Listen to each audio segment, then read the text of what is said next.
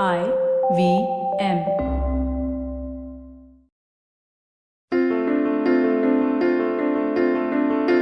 This is Storytellers and Storysellers live on tape. You're listening to me, Vineet Kanabar, on the IVM Podcast Network. We're recording from home because my guest today is not in the same city as I am, but my guest today is also an amazing musician, someone I've been a fan of for a while now, someone I saw perform live very recently in a very intimate gig in Bombay. Please give a warm Storytellers welcome to Shantanu Pandit. Shantanu, welcome to the show. Hey, thank you so much for having me, Vinny. It's awesome to have you here. We're going to talk to you about your new album, Milk Teeth. We're going to talk to you about the 4,000-kilometer tour that you undertook to promote this album. We're going to talk to you about being a singer-songwriter in 2022. All of this good stuff with Shantanu Pandit, also known as Shanta Man on Instagram, right after these messages.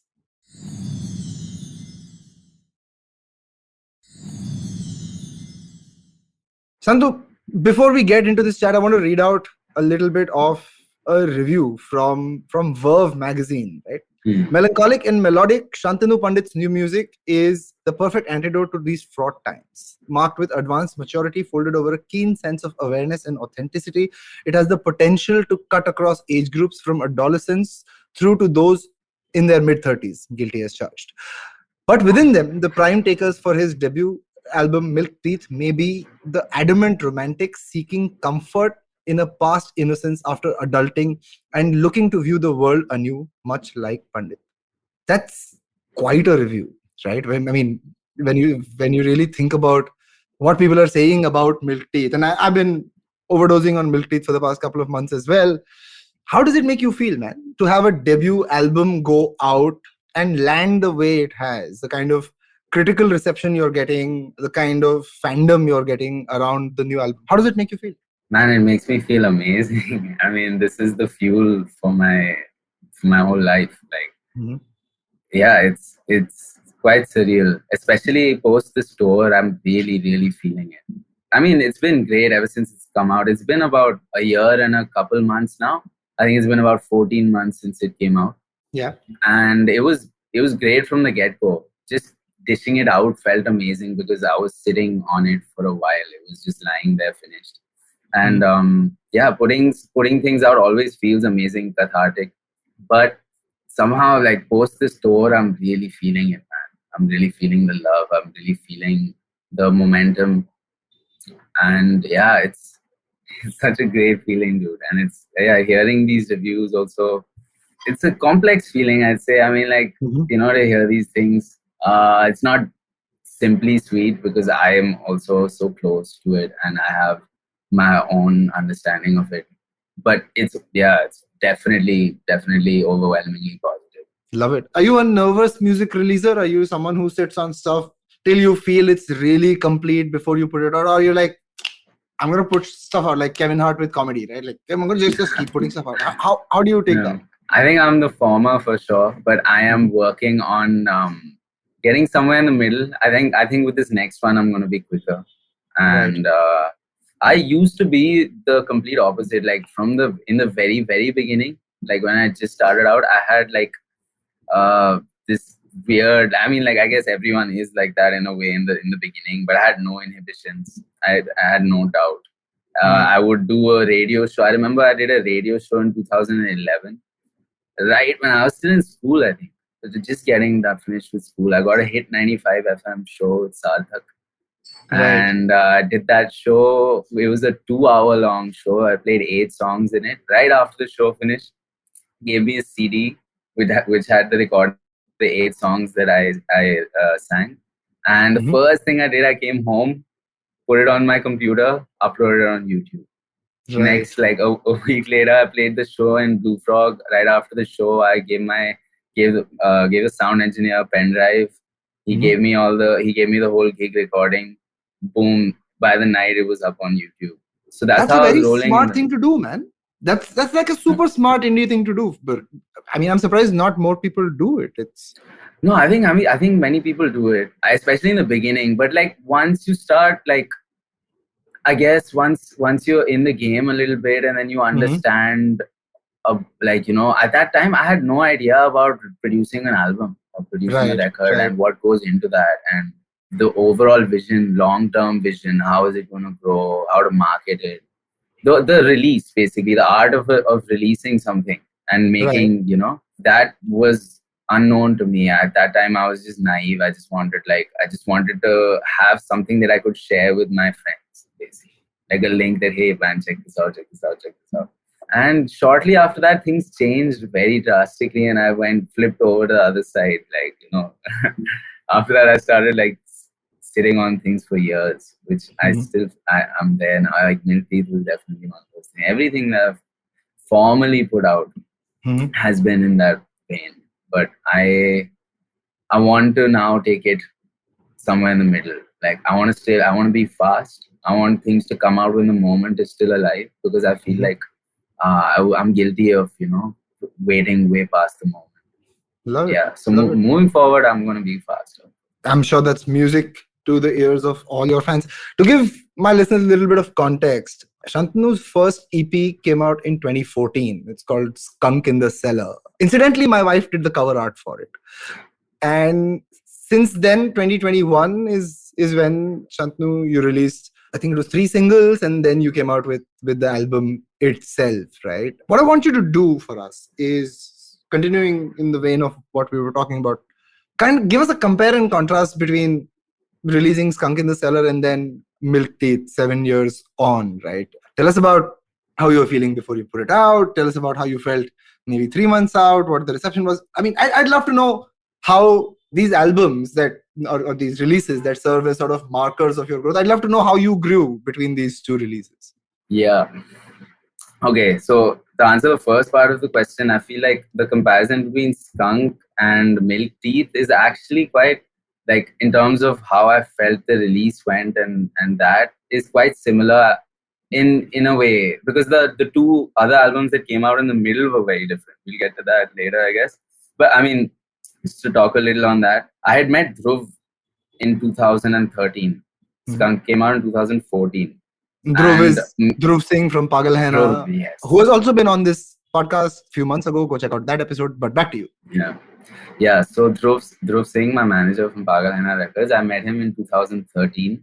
Reached out to me on Facebook, and that changed everything for me, man. Until then, I was like, how I was telling you, I'd do something, I'd get the recording, boom, it's on YouTube, no thought. Around that time, I started understanding. I was like, okay, you know how like big artists, they go to studios and they make like a body of work and they put it out. I want to do that. And I started thinking about that like next, because I had all these songs. And around then is when Dhruv got in touch with me. And I saw the name Pagal Hai Na Records. I'm like, okay, this guy probably has a studio. Right. Like that was my thought. So I was like, yes, I want to work with you. I have all these songs. I want to release them. And he was in Australia at the time. I did some shows, whatever. 6 months later, he comes to India, and then I realized, okay, this guy doesn't have a studio. He's basically like trying to manage me, which I wasn't averse to, but that's not what I was looking for, though. He eventually started managing me, and then he started guiding me into how to look at things, how to like, I got the vision around then, like, okay, this is a long game. It's not a short game. Like, I need to go figure out a studio. I need to figure out a group of songs that work well together. I need to craft them. It needs to get mixed. I didn't know what that meant. It needs to get mastered. Didn't know what that meant. I need to get someone to make artwork for me, Nama. And all of these things, I have to package it. I have to make it into this one thing, which was something that I didn't think like that earlier. And again, like, it's like we finished the record in 2013, at the end of 2013, but then he was like, it's not going to come out till mid next year. And I was like, what? Like, why? It's done. And he's like, no, but like, we need to like first put out one song, and then we need to do this, we need to do that. And then I was just like, man, at the time I was super restless, didn't get it. By the time it came out, whatever, I was moving so fast at that time. Like by then I was already neck deep into the next one with Run is the Kid, and that's all I could think about. So about how it came, like about the feeling I got from when it came out, its reception and stuff, like how you're asking, it was great, man. It was great. Like until then, my music had only reached so far as like Delhi and South Delhi, And when Skunk came out, people in Bombay were listening to it, people in Calcutta were listening to it. It broke borders in that way, state borders. Right. Which was something new for me. I mean, I guess some people might have heard the Tehelka music project video, like Dhruv sitting all the way in Australia. That's how he discovered me. Right. But yeah, I mean, it was great. The reception was great, but I wasn't really thinking about that. At that time, I was like, like 19, 20. I was like, just next one. Okay, I have all of these songs. It's taking too long. This is taking too long. I don't want to do this. I don't want to wait. It was like that. And very similarly, Milk Teeth, I felt the same kind of. Not, I mean, same in the sense that there was an urgency to put it out. There always has been actually for every release. So that's something that's consistent through the 4 releases I've done so far as an artist. But Milk Teeth was also similar in that also Pagal Henna release. And something that I saw through the end with Dhruv. Again, similar in that it was done in 2020 November. It was done in end October, early November 2020. But we sat on it for a bit.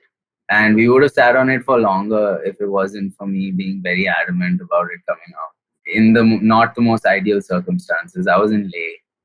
And I actually moved to Leh in 2019. I was there for a couple of years. Right.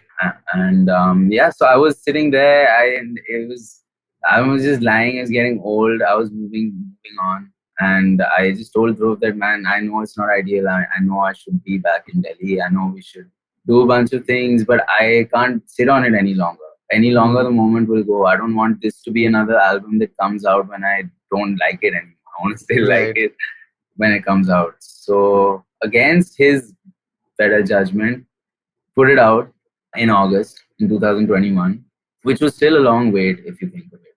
Yeah, for sure. But yeah, it came out in August. I only ended up coming back to Delhi in November of 2021. So we were doing it remotely. It's not the best connection also over there. Yeah, it was. Yeah, and Milk Teeth is also. Yeah, it's. Yeah, I don't really have. So far, I haven't had like a very concrete expectation from each of these releases. Like, oh, with this one, I want to break like this thing. I want to reach these many people. Like, for me, it's always just been, it's done. I'm going to put it out. No expectations. I just want to work on the next one. I just want to put this out so that I can work on the next one. That's all. Love it, man. Yeah. I think there's a simplicity to that, which at first listen kind of resonates with the music, but when you go deeper into the melodies and the lyrics, it kind of draws you in. And I think that's what your music and your release kind of makes sense to me. Let me ask you this. Where does the title come from? The album title? Yeah. So a lot of the songs are influenced from either from my childhood, from things that happened to me when I was a child, or are written from the perspective of someone who from the perspective of a child. I mean, from the spirit of someone, the prepubescent spirit. So like, if the song isn't actually about something that happened to me when I was a kid, it might have been something that happened to me even very recently. But I was trying to channel the spirit of seeing the world in a state of wonder, the way, maybe a child would see the world. So I knew that was the ethos behind a lot of the songs and the spirit behind the album. And I was just trying to think of a title. I remember this was during lockdown, first wave, and I used to go down to the park every day, and there was this duck spring rider. If you've seen, Delhi is full of them. I don't know about Bombay. And I used to actually sit on that and screw around, every day. And one time I was sitting on it, and I got both things in at the same time. I was like, I got the name for the album as well as the album cover.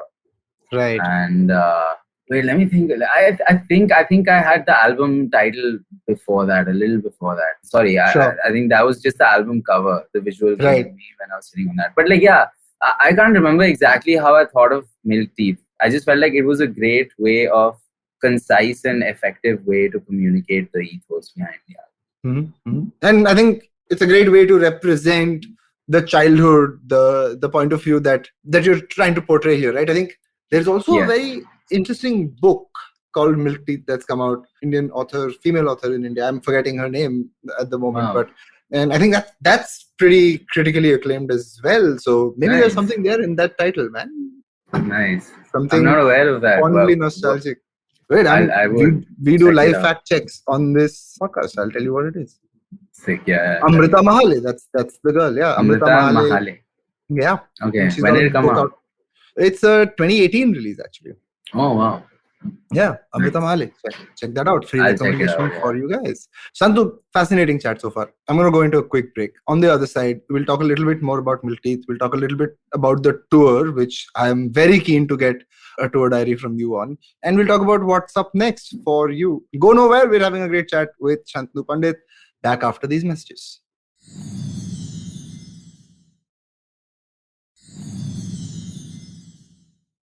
And we're back. We're talking to Shantanu Pandit about Milk Teeth, about his journey as a musician. And we're going to now talk about the most awaited aspect of this release. For those of you who don't know, Shantanu, Dhruv Singh and the Pagal Henna team, and I think they picked up a bunch of musicians along the way as well, embarked on a 4,000-kilometer tour of India in an RV. No, they didn't cook meth. They didn't do that, no. But it was an RV. I had the good fortune of getting to check out the RV from the inside. It was pretty plush, clean toilets as well. So props on that. Man, how did you guys dream this up, right? Because when you envision the picture of the rock band going on tour out west, you think of a tour bus and a van and all of that, right? But doing it in an RV, doing it in collaboration with Vahan, the Ahmedabad-based company that helped put this together, pretty unique in its size and scale in the country. How did you guys come up with this? Yeah, man. So I think Dhruv this has been something he had started talking about many years ago. I don't know how many years ago, at least 4, at least 4 or 5 years ago. He was like, how cool would it be to tour the country in a RV? And it makes a lot of sense for Dhruv to think of that, because a lot of the artists on Pagal Henna are singer-songwriters like myself. Fully capable of doing something small, because one of the limitations of doing a road tour is basically it would, like, in one RV, how is a full band going to fit? But like someone like me or someone, singer-songwriters who can play solo, it's just something that Dhruv was thinking about for a while. He had been talking about it also, because just like you mentioned, when you think of the West, when you think of people touring, you think of RVs. Right. You think of the wide open road. Absolutely. So it's something that he had been been thinking about and talking about for a while. And then around 2 years ago, maybe a year and a half, 2 years ago, Dhruv sent me Vahan's Instagram handle, or like he shared with me something. He was like, "Dude, check out this company. They make these RVs, and we're gonna try and figure something out." And I told him back then only that, yo, listen, if that works out, you gotta, like, I called Dave, like, please. And yeah, man, it was a dream, dude. It was a dream, honestly. Where did you guys start? Started in Ahmedabad.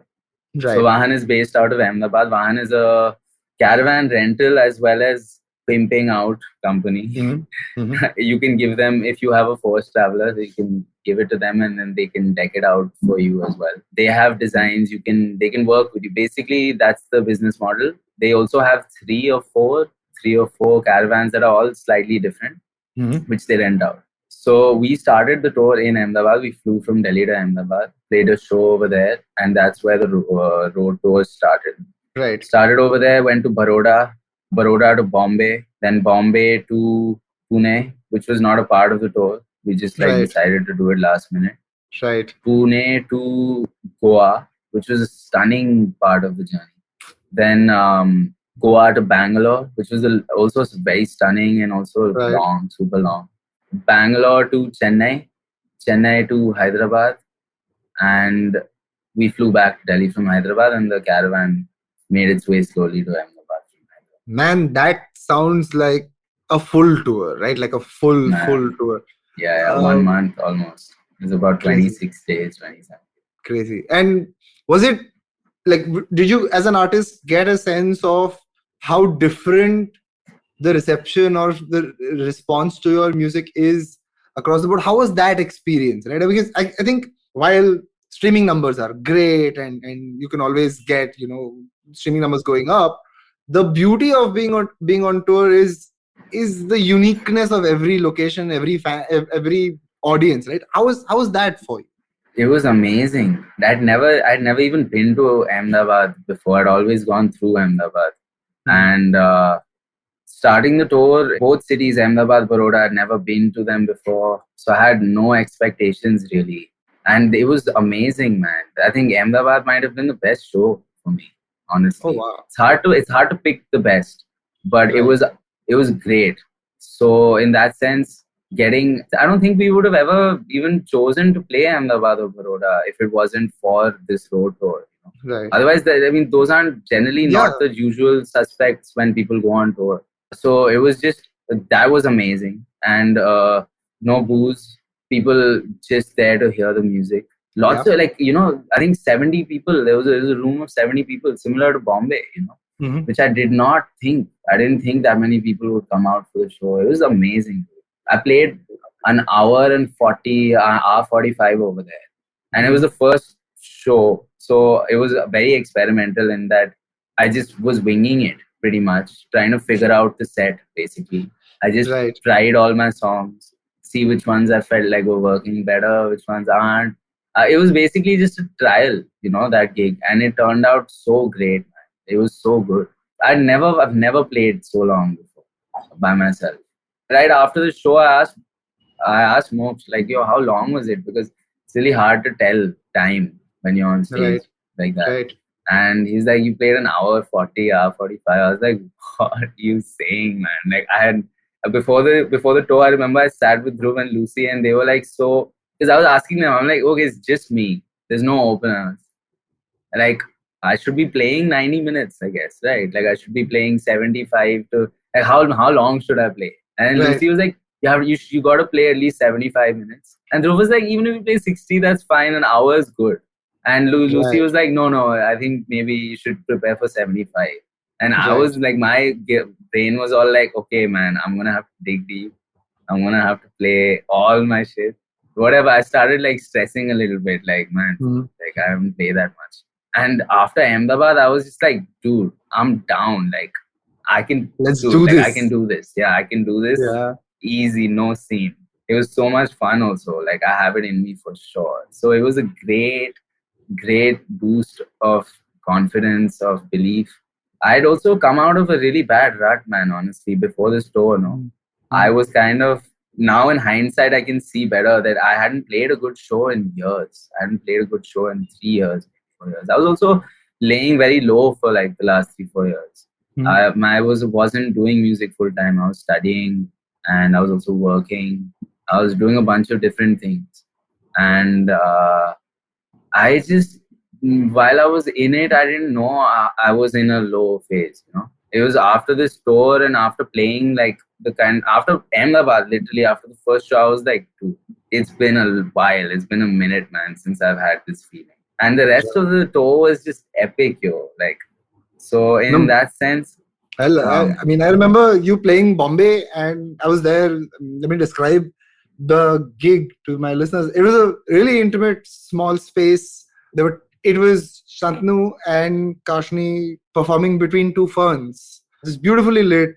It is like watching a piece of intimate theater unfold, and the way you are on stage, for example, right? Which is super personal. I think like there's no like airs about it. It's we're here, you're here. Let's do some music. Let's have some fun. But very understated, right? Very, very cool. And I remember you playing the Bombay set as well. Was maybe an hour and a half, an hour 20. Yeah, easy, an hour 20, right? hour 30, yeah, easy.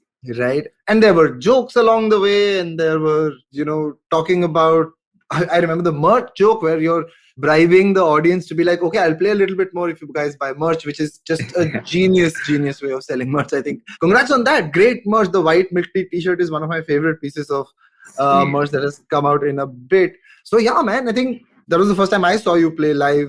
And you had a very nice setup going, right? I think the vibe was just right. And I'm so glad to hear that getting back to playing in front of people got you out of the mind space that you were in. I think that's something that's so important, man, because as creators, you're not just someone who's there to put stuff out. You're there for the energy, for the vibe, seeing how it's making people feel in real time, how they're responding to it. And I think that's the fuel, to use your words earlier, that's the fuel that keeps you going, man. I think congratulations on that. I want to ask you to do this one thing. Usually I ask people to take us through the entire album. I'm not going to ask you to do that.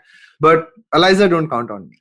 What a song, first up, right? Thank you, man. I think there is a very modern, realistic resignation to that song that only comes from being very honest with yourself and with the people around you, right? I think it's a wonderful job of putting yourself out there as an artist, but also giving language to something that I feel like a lot of young folks feel when they are in a relationship that may or may not be the one, or at least that's how I've interpreted the song. But I'd love for you to talk us through how that song came about. I know that you had some different versions of the song as well in the lead up to it. I know you'd worked with Rohit Gupta from Peter Cat on an orchestral version. I'd love to hear that at some point. But talk us through how Eliza, Don't Count on Me really came about. Yeah, man. I wrote that one 2017, I think. It's one of the older songs on the album.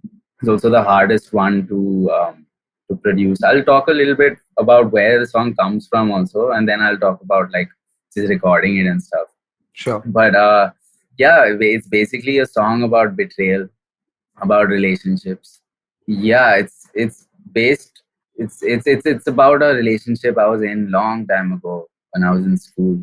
It's kind of funny also how guilt works also. I mean, it sort of I didn't even know I had it in me, because I wrote in 2017. I graduated. Like, it's about something that happened maybe in 2010 or 2009.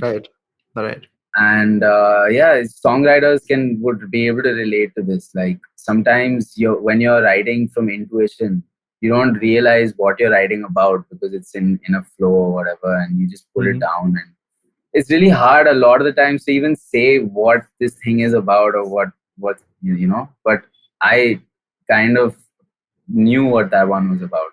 Anyway, it's about betrayal. It's about guilt. And yeah, recording that song, dude. So we recorded it in 2017 only. What I had done was I had set up a session. Peter Cat Recording Company had just finished the initial recording sessions for Bismillah. They had recorded, basically they had set up, I don't know if you know Stefan K. Oh, yeah, of course. Stefan Kai. Yeah. So at the time he was living in Scenic Farms in Delhi. And he had this nice house, great house. He had this one jam room set up with a real piano, and it was a nice sounding room. And Peter Cat had just spent 3 or 4 months over there, and they had everything set up. And I had gone to, basically I was fanboy, and I had asked Karthik, like, hey bro, I just want to come and watch you guys work.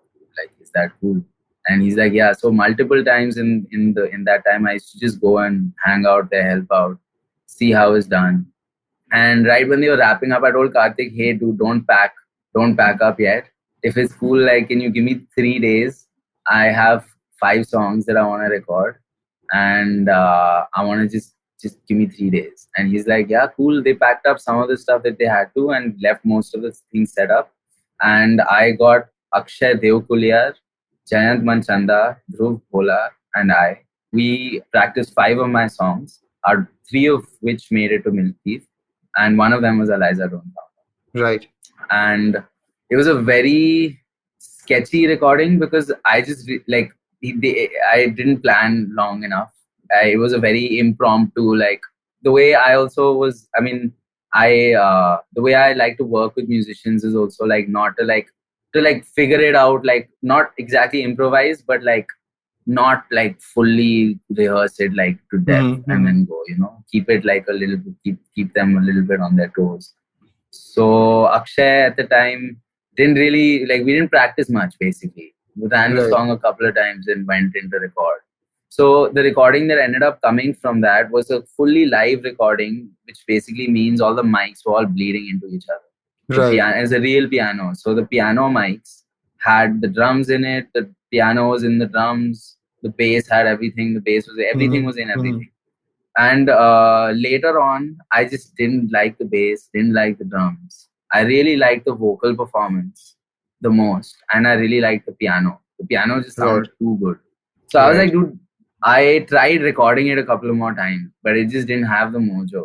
So it was just so, I had to really, really, I had to really try hard to make that recording work. By the end of it, I got Karan Singh from PCRC only to record the drums over that. And if you listen to the stems, like you can hear both the drums. You can hear the old drums also. I've basically, I've literally, like, the piano is only like there's no high end on the piano because all the highs were just cymbals from the old drums. And there's no low end because all the lows were like the upright bass. So basically, the thinnest band of frequencies I could keep, I kept from the piano, which still has like a bunch of drums in it. And then got Karan to play drums over that. And I basically, the original vocal and the original piano is all that there is in that. Bola played bass over that with an electric bass and put a bunch of things, put some synths on it, got Rohit to record trumpet on it, trombone on it. It has MIDI also, trumpet and trombone. It's basically a mess, man. If I open the Logic project, if some producer were to see it, it's a mess. And it was the most difficult song to get done. But now, I mean, looking at it from the other side, it's beautiful. And that's Eliza, no problem. It's a special song for me also. It's a great song, man. I think at the top of this episode, when we were talking about the maturity and the emotional depth, I think Eliza brings a lot of it. Like, you've got great songs on it, right? Of course, but there is a certain star quality to Eliza that's absolutely undeniable. And congratulations to you and to the entire band of merry men who helped you put this together, man. It's a wonderful song. I saw you play the stripped down version live as well, which was pretty cool. Before I let you go, I want to ask you a little bit about your influences and what you're currently listening to, man. I mean, what did you grow up listening to? What was formative music for you while you were growing up that led you down this path of being a singer-songwriter? Early childhood, a lot of Beatles. My mom was basically what my mom was listening to at the time was early formative stuff. The Carpenters. I really, one of my mother's favorite songs was Yesterday Once More. And I still love that song. So yeah, it was a lot of the Beatles, like heavy rotation. And not I properly got into them later, but I remember at the time it was like very like compilation albums, like things that you could only buy in India, not the OG like way in which they intended you to hear them. So yeah, I mean, a lot of Beatles, a lot of Carpenters, that kind of stuff. And then once I properly started pulling influence and I was like trying to write music and all of them. Once I got serious about music, I remember when I discovered Dylan, Lou Reed, Leonard Cohen, a lot of the greats, songwriters. Elliott Smith, huge influence. Yeah, man, a lot of, initially it was very much songwriter driven. And yeah, man, over the years, I listen to all kinds of shit. I'm very into I listen to a lot of hip hop also, listen to jazz, listen to anything, honestly. At this point of time, ever since I got into producing music in maybe 2016-ish, before that I had very strong inclinations.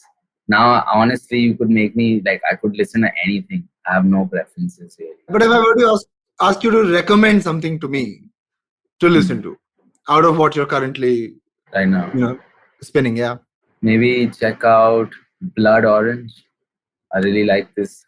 Contemporary music wise, King Krul, amazing songwriter based out of the UK. Huge influence. Yeah.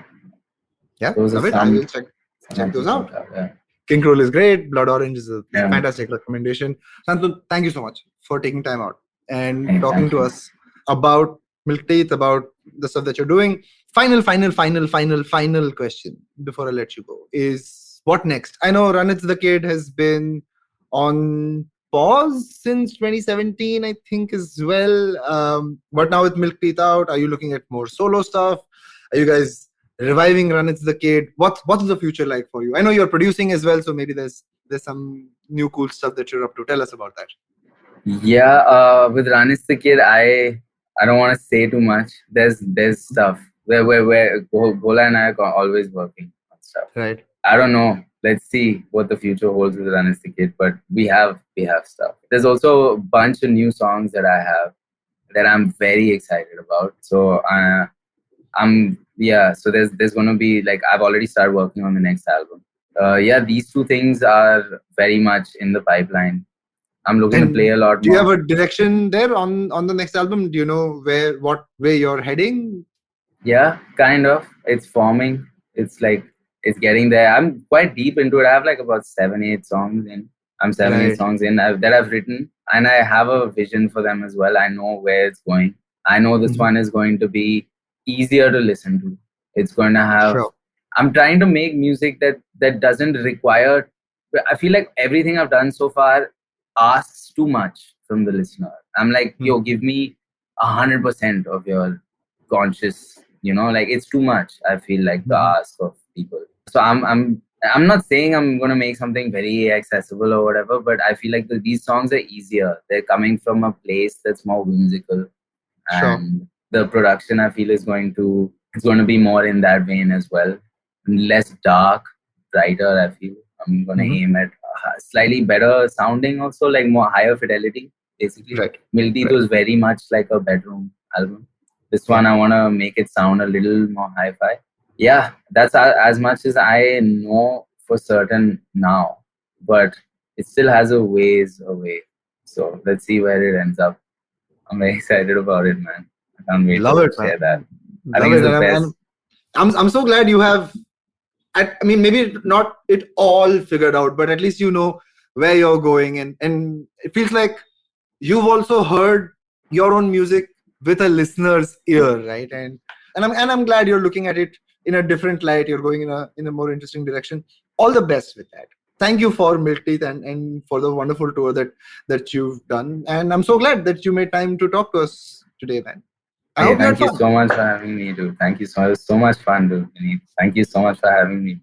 Cheers. That's it on this episode of Storytellers and Storysellers. If you like this conversation, even if you didn't like the conversation, go check out Milk Teeth on Spotify or wherever else you get your music. Buy merch. I'm hoping Shantanu's merch is still available. Buy merch and keep listening to amazing singer-songwriter talent coming out of India. I think we're in an amazing time when young musicians are coming up with such deep themes. While Shantanu says the album is a little hard to get into, I think it's a wonderful, wonderful album. Please go check it out and support the scene. That's it from me, Vineet Kanabar. This is Storytellers and Storysellers, and goodbye.